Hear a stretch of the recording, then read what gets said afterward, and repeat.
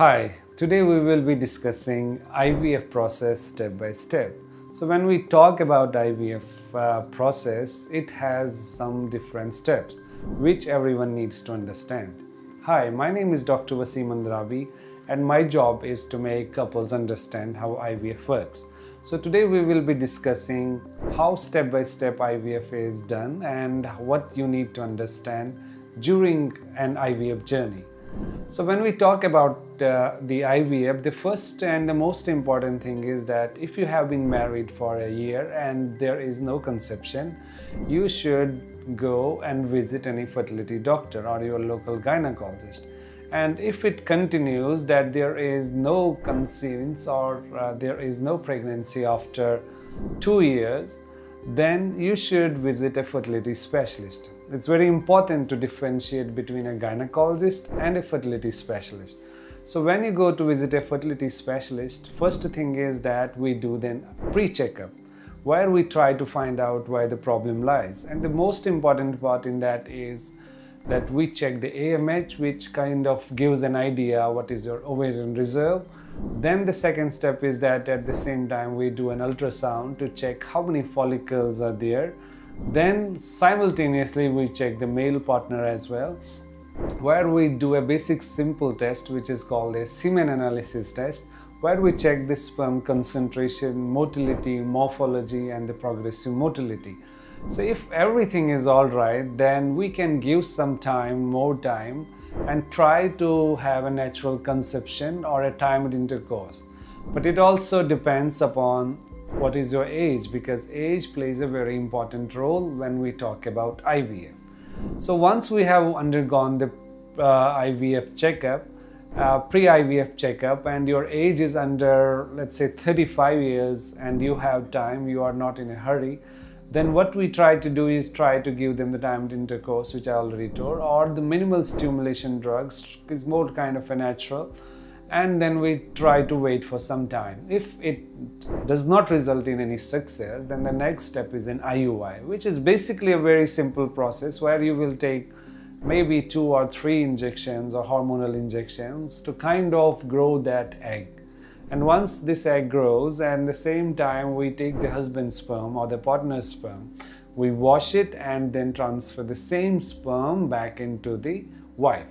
If it results in a positive pregnancy, then well and good. If not, then you might have to try for more. So what we do is that we try to repeat the process maybe 2 times, 3 times. But after a certain limit, let's say 4 times you have tried and it doesn't result in any pregnancy, the ultimate thing you can do is go for an IVF. So when you go for an IVF, we have already done most of the pre-IVF checkups, and the second step will be the stimulation. What is a stimulation? It is kind of hormones which we are giving you subcutaneously for about 10 days, let's say, and then when you see the growth of the follicle during these 10 days from both ovaries, and once we have seen this follicle reaching to a particular size, then next step is that we kind of not let them rupture and take them inside the lab. That's where we do the oocyte pickup.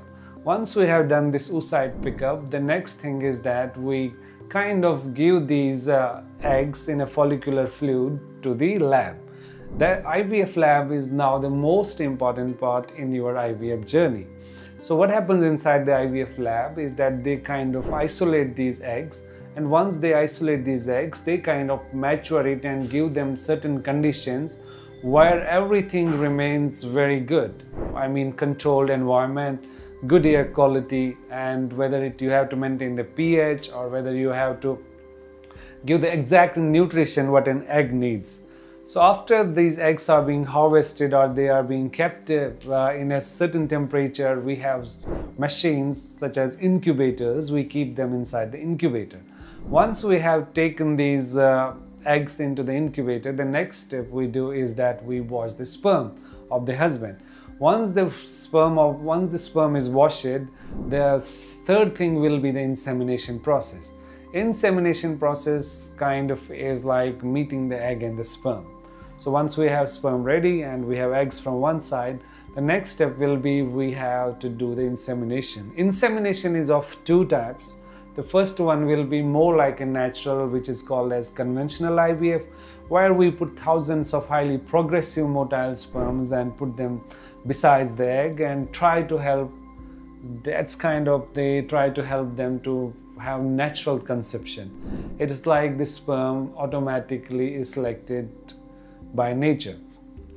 This is the first procedure, which is called a conventional IVF, and at the same time we have the ICSI, which is called as intracytoplasmic sperm injection.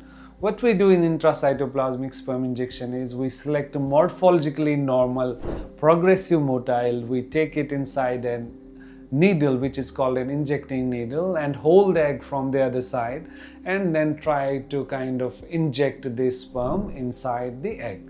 Once this process is done, the second step will be to see the fertilization.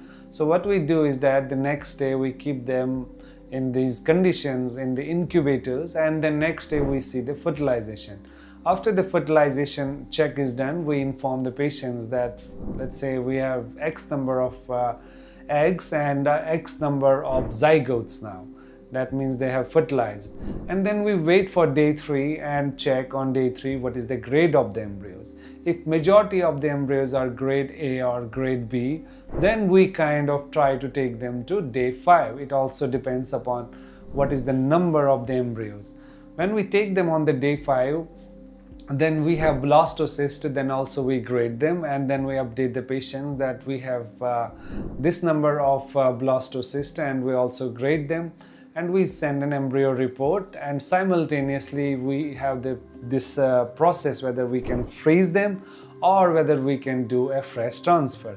However, most of the cases are going for this frozen embryo transfer, but there are slight numbers where they will try to go for a fresh transfer depending upon the individuality, where we have some patients everything is normal, they have less number of eggs, less hormonal problem, so then we try to give them a chance in the fresh cycle. However, majority, as I said already, are going for the frozen embryo transfer. When we go for the frozen embryo transfer, it's also very important that the next cycle when comes, when we make this environment where the embryo is being taken, that means the mother's womb, we make it such a good environment that this supports the pregnancy. Then ultimately these embryos which we freeze, we thaw them back, we make them come back to life again, and then we transfer them into the mother's womb. Once the transfer is done, the next step is we give some hormones again in the form of the tablets to support the pregnancy, and once we have let's say 10 to 14 days, we kind of do a beta HCG test, which is kind of the confirmation whether it has resulted in a positive pregnancy or whether it has not resulted in a positive pregnancy.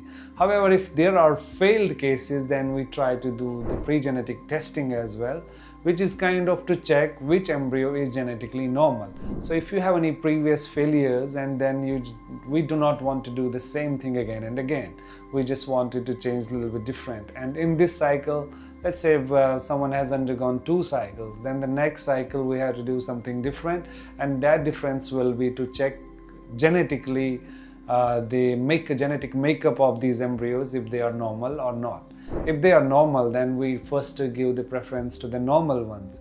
If they are abnormal, then they are supposed not to be transferred. And once we transfer the normal embryos, at least we are sure that from the embryo side that there should be no problem. Then we can more focus clinically on the mother as well. So all these things are very important before starting an IVF pregnancy, and it's also very important that once it results in a positive pregnancy, then the pregnancy is same as that of the normal. So you don't have to worry that this IVF pregnancy is a little different. Yes, you might have to take a little bit of extra kind of hormones or tablets so that it supports the pregnancy more, because this is a precious pregnancy, and giving this happiness to the couple, it also is an internal happiness to us. So if you are planning for IVF pregnancy, or if you are planning for IVF in the near future, you are welcomed here, and we will try to give you the best with our facilities, whether it is in the form of the qualified consultants or whether it is in the form of qualified embryologist or whether our equipments, you will be amazed to find that we have the best in the market right now. Thank you. If you like the video or if you want more information on this video, you can comment below, and if you need to share it with someone loved and dears, you can share it as well. Have a nice day. Thank you.